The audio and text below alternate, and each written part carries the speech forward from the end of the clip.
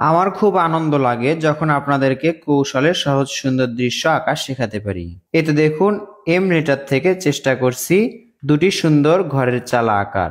এভাবে আমরা দৃশ্য আঁকা সহজ করব এবং বেশি বেশি দৃশ্য আঁকবো। এতে করে আমাদের খুব তাড়াতাড়ি ছবি আঁকার ইমপ্রুভ হবে।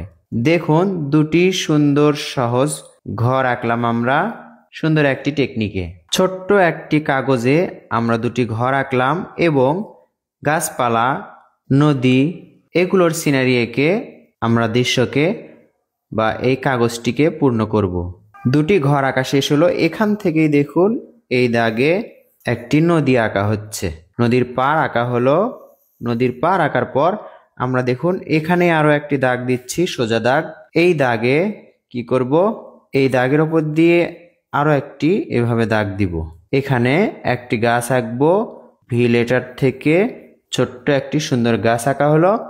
এবার দেখুন এখানে একটি পাহাড়, এখানে আরো একটি এবং এই পাশে আরো একটি।